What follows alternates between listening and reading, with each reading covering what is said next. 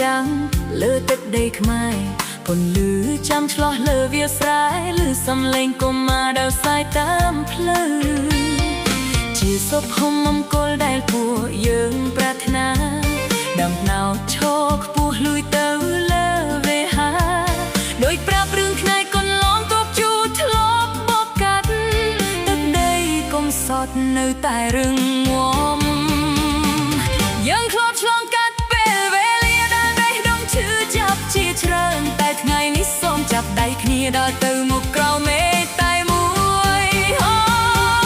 កម្ពុជារក្សាសន្តិភាពមួយចិត្តខ្ញុំប្រើការក្តីស្រឡាញ់យើងរួមគ្នាសាងសវិនថ្មីឲ្យដីខ្មែរភ្លឺថ្លាត្រចង់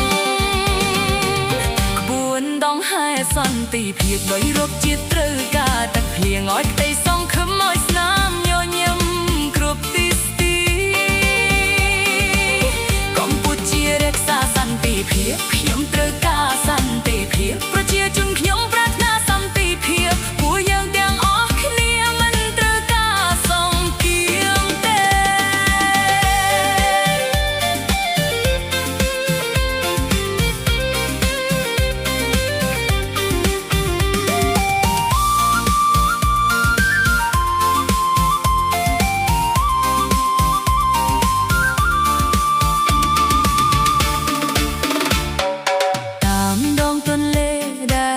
ទឹកហូរមិនឈប់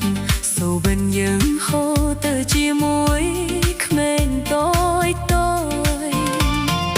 បើកសៀវភៅថ្មីដោយក្តីសាញ់សង្ឃឹមសូរសាលារៀនលាន់លឺឡើងវិញ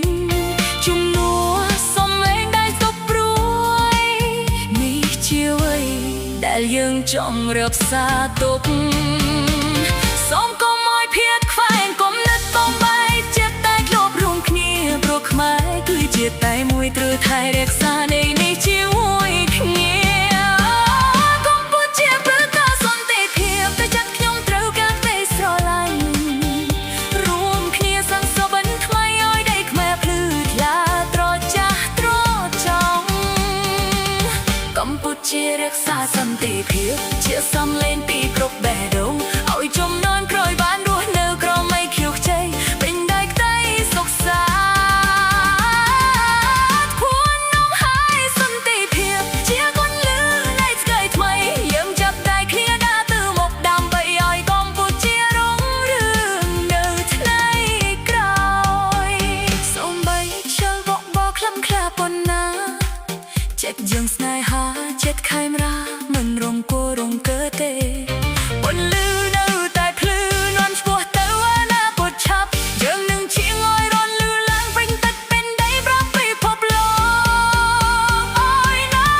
យើងត្រូវការសន្តិភាពប្រជាជនត្រូវការទឹកភ្លៀងឲ្យក្តីសង្ឃឹមឲ្យស្នាមញញឹមគ្រប់ទីស្ទីកម្ពុជារក្សាសន្តិភាពពិភពលោកប្រាថ្នាសន្តិភាពប្រជាជនខ្ញុំក៏ត្រូវការសន្តិភាពពួកយើងទាំងអស់គ្នាមិនចង់បានសង្គ្រាម